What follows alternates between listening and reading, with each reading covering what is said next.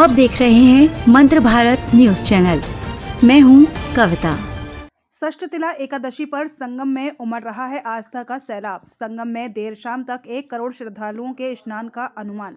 श्रद्धालुओं की भीड़ को देखते हुए प्रशासन ने बढ़ाई चौकसी व्यवस्थाओं का किया विस्तार। श्रद्धालुओं की सुविधा और सुरक्षित आवागमन के लिए 16 अस्थायी होल्डिंग एरिया का किया गया निर्माण। निगरानी के पहली बार 3 कंट्रोल सेंटर। श्रद्धालुओं की सहूलियत के लिए रोडवेज की तरफ से 1800 बसों का संचालन। एक्शन में क्यूआरटी टीमें। मेला प्रशासन के साथ रेलवे का समन्वय। आवागमन के लिए रेलवे की 8 रिंग रेल सेवा व 16 ट्रेन का विस्तार। 1.20 लाख क्षमता के 18 यात्री आश्रय तैयार। त्रिवेणी के तट पर आयोजित हो रहे आस्था के महासंगम माघ मेले के दूसरे बड़े स्नान पर्व मकर संक्रांति के स्नान के पहले ही आस्था का सैलाब उमड़ पड़ा है। भीड़ की बढ़ती संख्या को देखते हुए प्रशासन ने भी अपनी व्यवस्था और जन सुविधाओं का विस्तार करते हुए सतर्कता बढ़ा दी है। षष्ठतिला एकादशी पर उमड़ा श्रद्धालुओं का सैलाब। 1 करोड़ से अधिक लोगों ने लगाई पुण्य की डुबकी।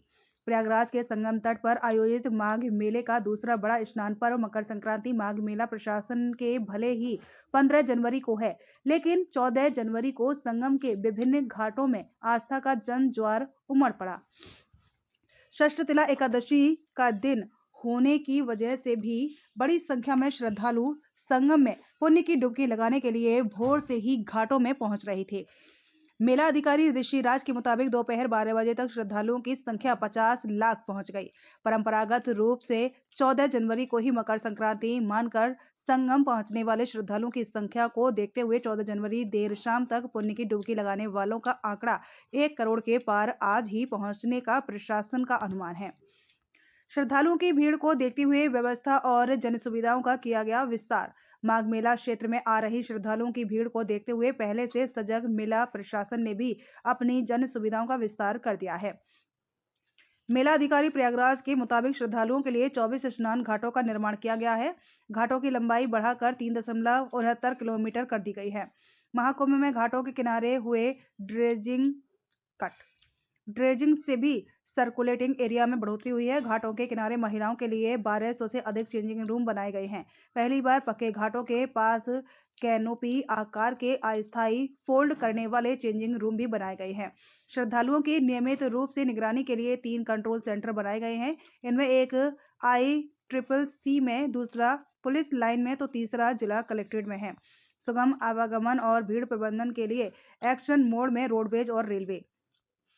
श्रद्धालुओं के आवागमन को सुगम बनाने के रोडवेज और रेलवे दोनों मेला प्रशासन के साथ रणनीति बनाकर कार्य कर रहे हैं। डीएम प्रयागराज मनीष कुमार वर्मा ने बताया कि रोडवेज की 1800 बसें इसके लिए तैयार हैं।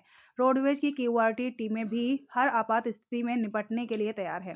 रेलवे की तरफ से रिंग रेल सेवा के अंतर्गत 8 ट्रेनों का संचालन किया जा रहा है, जो पूरी मेला अवधि तक होगा। श्रद्धालु यात्रियों की अतिरिक्त सुविधा के लिए 16 ट्रेनों का 2 मिनट का अतिरिक्त अस्थायी ठहराव प्रयागराज, रामबाग एवं झूसी स्टेशनों पर कर दिया है। भीड़ प्रबंधन के लिए स्टेशन में एंट्री पॉइंट में एकल व्यवस्था रखी गई है।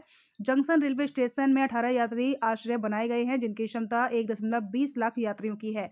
रेलवे स्टेशन परिसर में 1186 CCTV कैमरे लगाए गए हैं।